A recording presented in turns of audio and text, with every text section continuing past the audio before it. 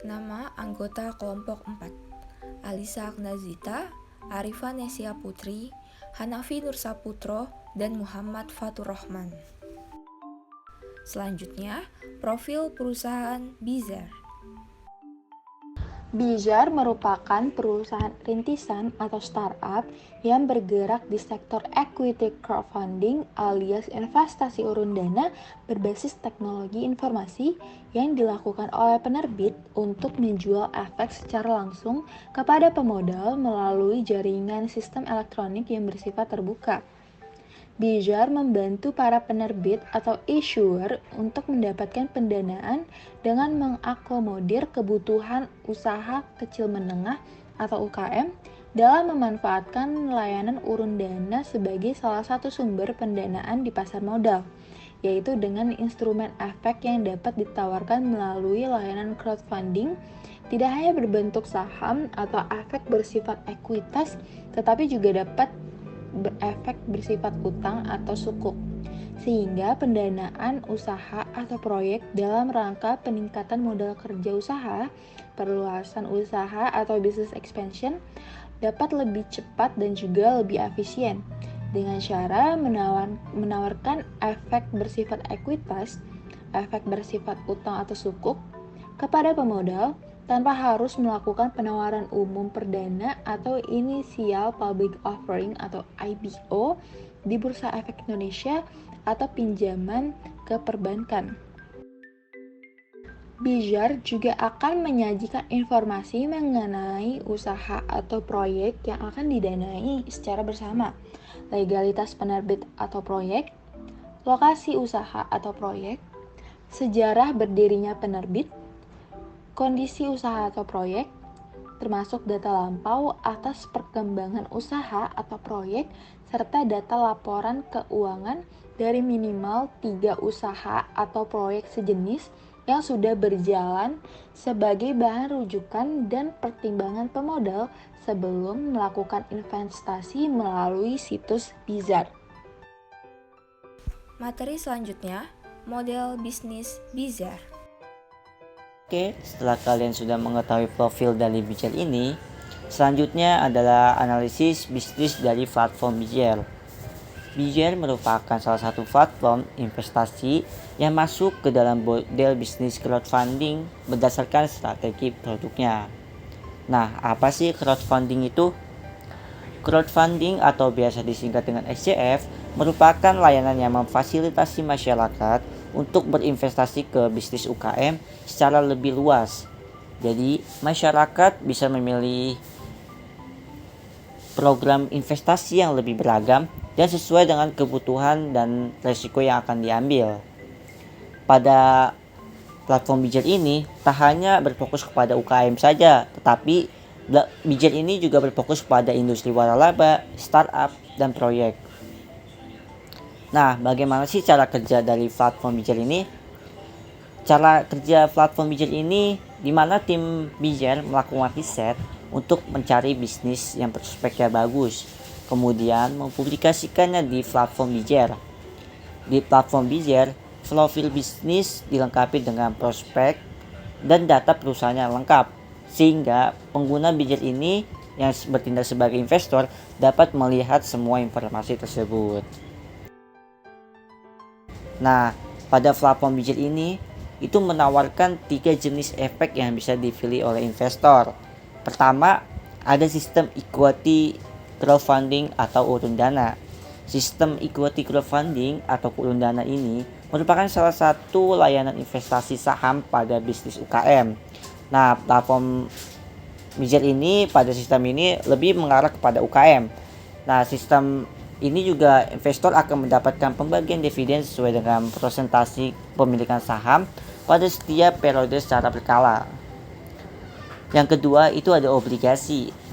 Obligasi merupakan jenis investasi yang tepat untuk investor yang ingin mendapatkan fixed return atau imbal balik berjangka.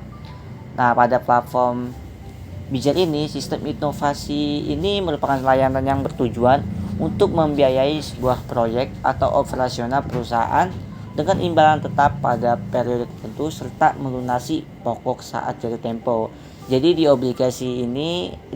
platform Bijar ini obligasi ini lebih bertujuan kepada proyek atau operasional perusahaan.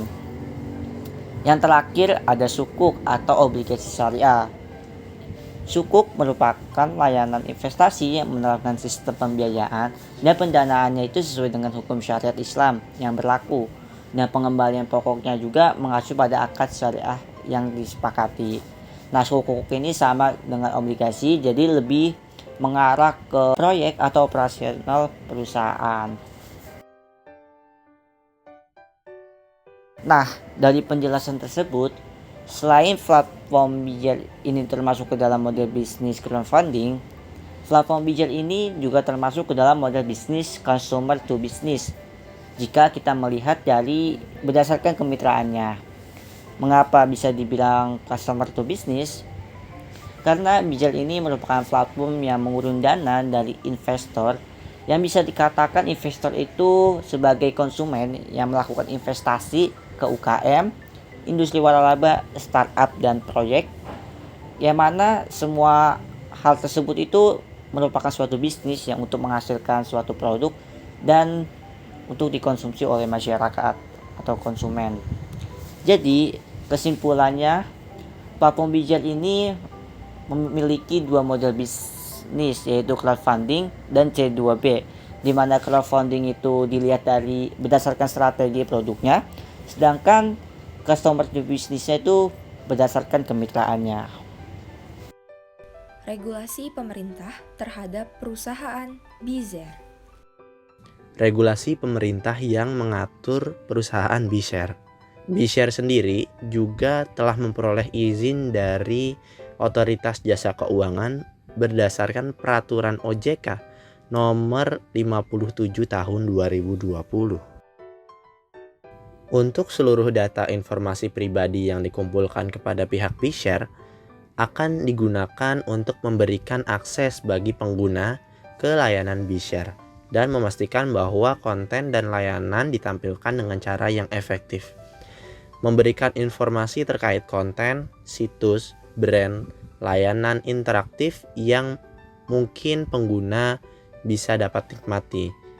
Dan yang ketiga, memberitahu pengguna bahwa terjadi perubahan-perubahan dalam pelayanan B-Share. Dan yang terakhir, mencegah dan mendeteksi aktivitas kejahatan atau penipuan, termasuk membantu dalam setiap penyidikan kejahatan oleh otoritas yang relevan terhadap pengguna. B-Share merupakan penyelenggara layanan urun dana resmi yang telah berizin dan diawasi oleh Otoritas Jasa Keuangan berdasarkan nomor Cap/Strip 38/D.04/2021. B-Share dapat menggunakan aplikasi dan teknologi serupa untuk menyimpan informasi guna membantu pengguna memberikan pengalaman yang lebih baik, lebih aman, dan personal saat pengguna menggunakan layanan B-Share. Saat pengguna mengunjungi situs bshare.id, server perusahaan akan secara otomatis mencatat informasi yang dikirim oleh si pengguna tersebut. Dan data-datanya bisa meliputi, yang pertama ada alamat IP komputer, yang kedua tipe browser yang digunakan ketika mengakses platform B-Share, dan yang ketiga halaman dalam platform B-Share yang dikunjungi, dan yang terakhir adalah waktu dan tanggal akses dan statistik lainnya. B-Share menyatakan akan menjamin untuk tidak memperdagangkan data pribadi yang telah diperolehnya melalui aktivitas dalam rangka menggunakan layanan B-Share, karena hal tersebut telah diatur pada Peraturan Pemerintah Nomor 82 Tahun 2012 tentang penyelenggaraan sistem dan transaksi elektronik dan Peraturan Menteri Komunikasi dan Informatika Nomor 20 Tahun 2016 tentang perlindungan data pribadi dalam sistem elektronik. Peraturan Otoritas Jasa Keuangan Nomor 23 tahun 2019 tentang penerapan program anti pencucian uang dan pencegahan pendanaan terorisme di sektor jasa keuangan.